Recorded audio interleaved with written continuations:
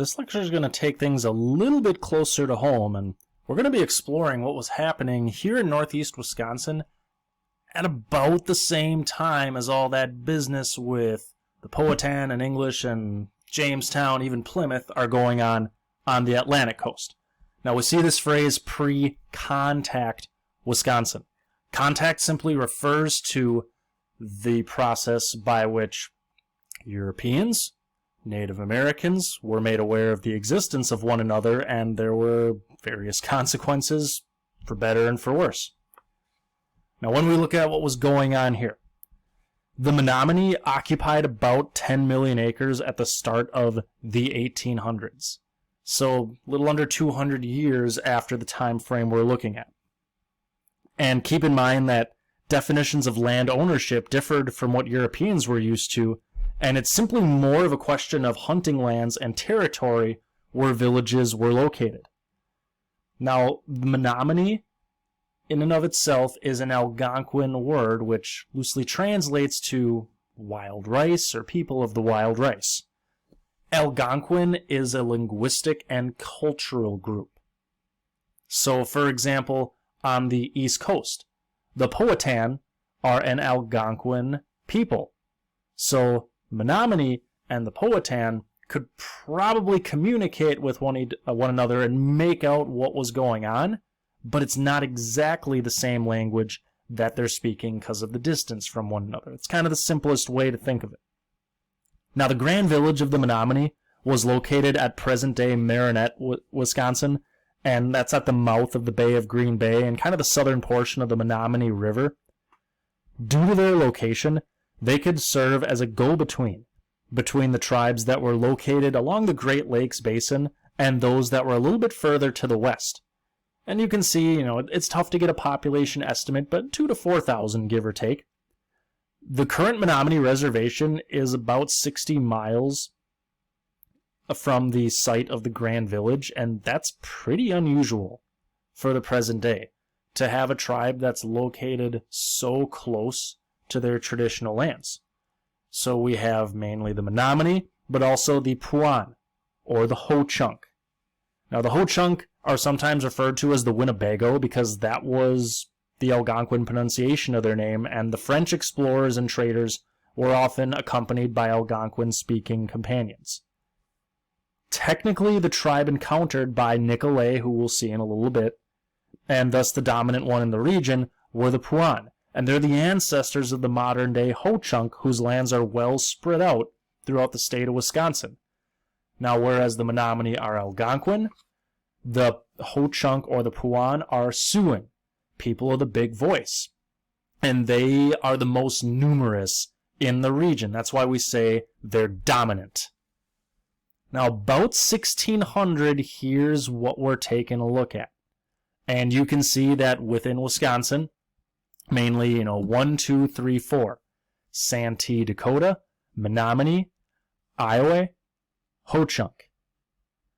Now, there's a few names you might be familiar with when you're taking a look at the map, like Potawatomi, Sauk, Fox. What's actually going to end up happening is many of these tribes that are east of Wisconsin are actually going to get pushed west into what's now the state of Wisconsin. There's going to be a series of wars that are going to take place along the eastern Great Lakes that are going to force a lot of these tribes westward. So Wisconsin is really going to serve sort of as like a refugee camp. And that's not really something that's been understood until recently. So we have who was in the area. Now we have the French, and we've looked a little bit at the English so far, but when we say New France, the concepts and origins of it kind of have their root in the guy on screen. And this is the only known depiction of Samuel de Champlain that we know of. He's a soldier and sailor who made almost 30 transatlantic voyages, and he never lost a man in any of these voyages. He sought to establish friendly relations with indigenous tribes because their knowledge was necessary to take advantage of the lucrative fur trade. It's about the money. But he wasn't necessarily just about the money. He took it a step further in envisioning a society where Europeans and Native Americans would trade, they'd marry, they'd peacefully live side by side. And to accomplish this vision, he hired eager young men whose job it was to live among and become immersed within native life and culture. Now these individuals, these interpreters, were to become fluent in whatever language they were living amongst, and they were to establish positive relations. And some lived for a short period within these various tribes and returned to the French settlements, but some stayed longer and actually married native women. A classic example of one of these interpreters, Jean Nicolet. Nicolet is about 20 years old when he goes to New France at the request of de Champlain. He learns the Algonquin language and culture while living with the Nipissing for about 8 to 9 years, and he even fathered a daughter with a Nipissing woman. He also lived with the Huron for about 3 years, learning their language and culture, and was involved with the Five Nations of upstate New York in diplomatic negotiations. Now in 1634, Nicolet traveled with several Huron, and he sailed from what's now called Lake Huron to Lake Michigan. And he reportedly made landfall at modern-day Green Bay, where he was greeted by about 5,000 Puan warriors. His official mission was to meet these Puan, these people of the sea, and he arranged a peace treaty between the Huron and the Puan, and a treaty with the French. Now, where did he land? Several accepted elements of his journey have been called into question. It's most likely that he made landfall near that grand village of the Menominee, since the Menominee served as mediators between the Puan and the French or the Hurons. One thing you'll commonly see, this is the most famous picture of Nicolet's landing. Nicolet's landfall. This is in the Brown County Courthouse. He's depicted wearing Chinese robes, because in official accounts it was said that he wore China damask. China damask was interpreted as a silk robe, but he most likely just wore a cape, because most French aristocrats at the time simply wore capes, and he probably never even made it to Green Bay. Now this is a little bit more recent depiction. Might have went down like this, might have not. But at least this image places a bit more emphasis on the Huron braves who accompanied him. And it was also believed that he was told to find the Northwest Passage to China. Now, his mission was simply to make contact for trade purposes. That's it. So it really serves as a lesson that there are some quote-unquote accepted portions of history that it always helps to double-check or fact-check. All right, so we have those that were in the area. We have the initial French travelers. Then we have the Christian missionaries. Now, Father Jacques Marquette, French Jesuit, an order of Catholicism. He made his voyage, and you can get a good map of his voyage here. He makes his voyage because the Six Nations War with the Huron eliminated a reliable supply of furs. So the French traders had to look towards the actual Great Lakes tribes for assistance. Now his goal was to map the region to set up trading posts. He was very proficient at learning languages, such as Huron. This is something that stands out amongst these early French travelers. So he traversed the Fox River until it connected with the Wisconsin River. It's at the modern-day city of Portage, Wisconsin. And then he followed the Wisconsin River until it connected with the Mississippi, which is modern-day Prairie du Chien.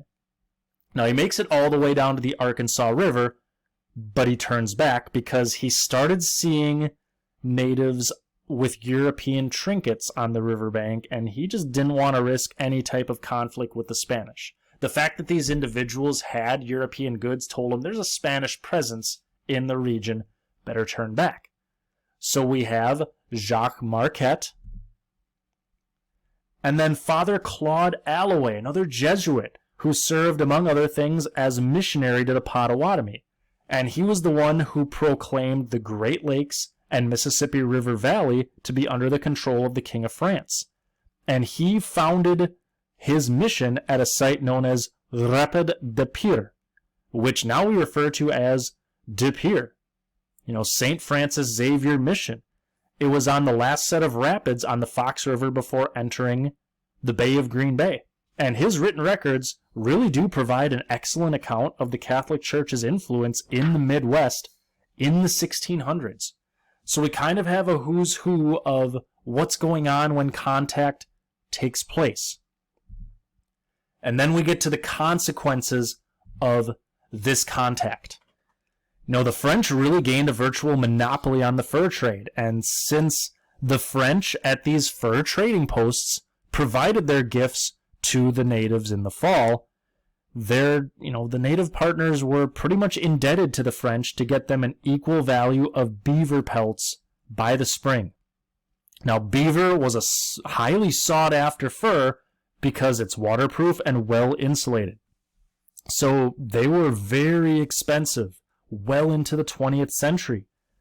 And the French also figured out that their native partners didn't have much tolerance for alcohol, so they would use it to try and broker better deals for themselves.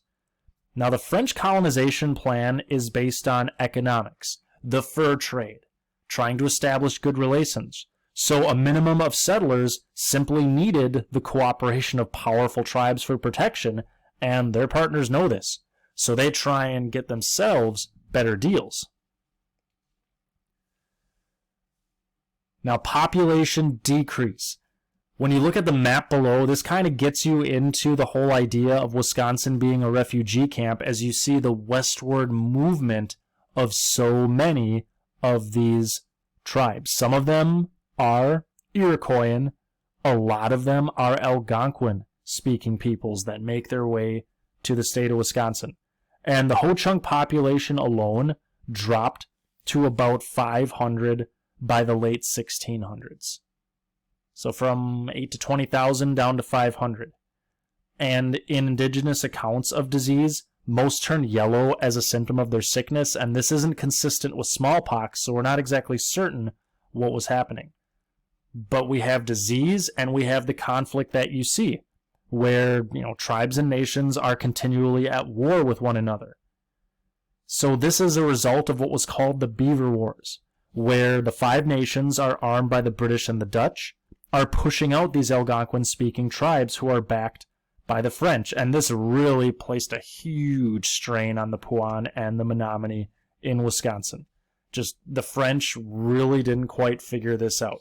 So we have the negative consequence of population decrease. We have the consequence of Christianity, and more specifically Catholicism, gaining a foothold in what's now Wisconsin. And it was stated that Father Alloway baptized about 10,000 natives.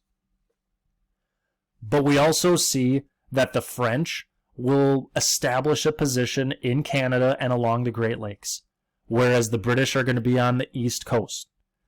Each side is going to press towards one another for economic reasons, so not only is conflict going to be inevitable, but these numerous indigenous tribes and nations that you see on the map are going to be caught in the crossfire, either being forced to pick sides as allies or simply trying to sit it out and suffering those consequences.